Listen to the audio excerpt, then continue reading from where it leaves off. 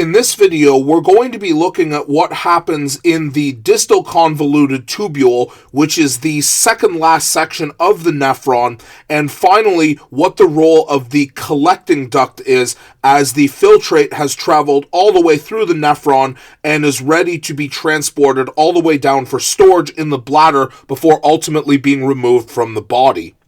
But first, the distal convoluted tubule. This is the final location of reabsorption prior to the entry in the collecting duct, although the reabsorption that takes place here is a little bit different, is as it is primarily focused on regulation. Firstly, the regulation of chloride ions. So as we talked about in the loop of Henle, reabsorption of Na plus features very, very heavily in the loop of Henle, so why not Cl minus? Well, as it turns out, Cl minus reabsorption primarily occurs here, and this is because the other primary function of the distal convoluted tubule is pH balance.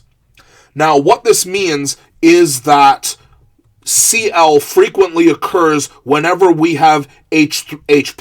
which, as we know from acid-base chemistry, means that we have H3O+. Now, the way that the distal convoluted tubule is able to regulate both the pH of urine and the pH of blood is by overtly transporting H3O+ and Cl-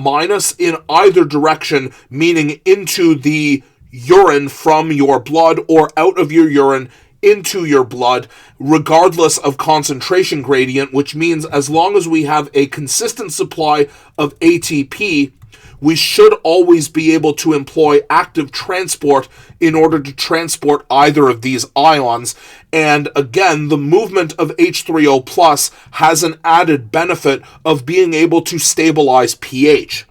For example, if we look at blood conditions here, let's say that our blood has a large concentration of OH-, meaning that our blood is basic, which can potentially be a threat to the stability of proteins because they're now in danger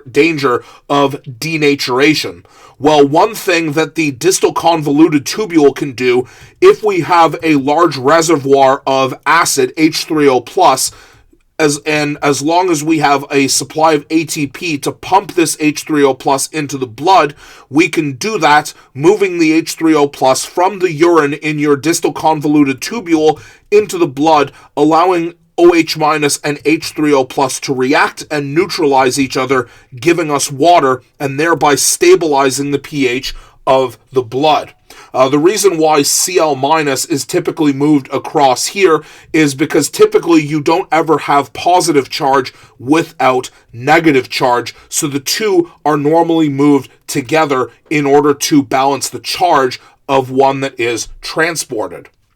Now, the other method of pH regulation that is employed by the distal convoluted tubule is in the transport of either carbonic acid, H2CO3,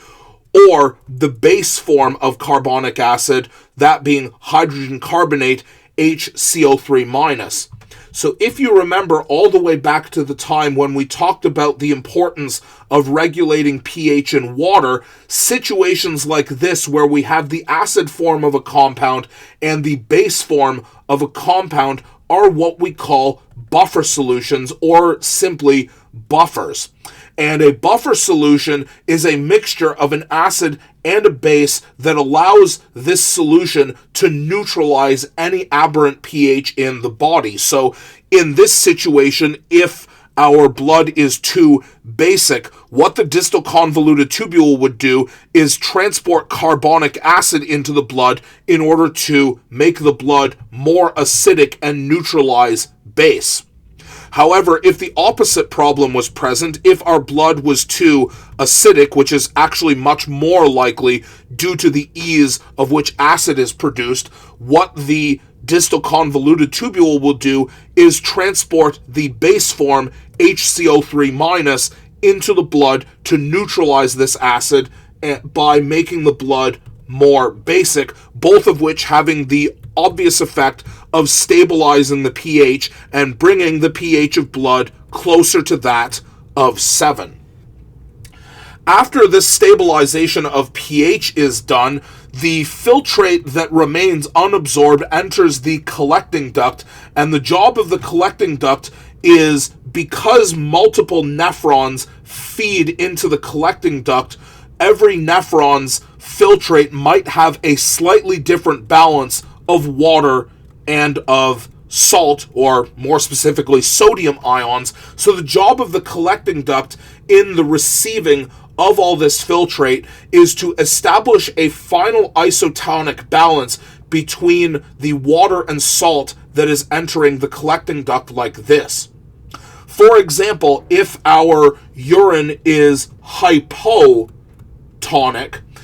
meaning that our urine has a high percentage water and conversely a low concentration of Na+, that means that our urine has too much water relative to our blood, meaning that you are potentially in danger of dehydration through loss of water, and therefore water would osmose out of the collecting duct in this case and into the blood, thereby helping us to conserve more water, decreasing the percentage of our urine that is water. And conversely, because it has a relatively low solute concentration here, we would expect Na+ to diffuse into blood, out of from the blood, because our blood would be hypertonic compared to this, into our urine. And again, this process happens until the filtrate in the collecting duct has become isotonic. Now, naturally, in the opposite situation, if our urine is hypertonic compared to our blood, that means that the percent of our urine that is water is relatively low compared to our blood, while the concentration of solutes such as Na+ is abnormally high. So, therefore, water is going to osmose into the collecting duct from the blood, because if our urine is hypertonic, water is going to osmose in order to balance out the amount of water that exists between the blood and the urine, while having a high concentration of Na+ in the urine would result in the salt diffusing into the blood out of urine. And again, these processes occur until the concentration of solute in our urine has achieved isotonicity. Now, the final regulator of tonicity within the urine is actually urea, that waste product we talked about that gives the urine its yellow color and its distinctive smell,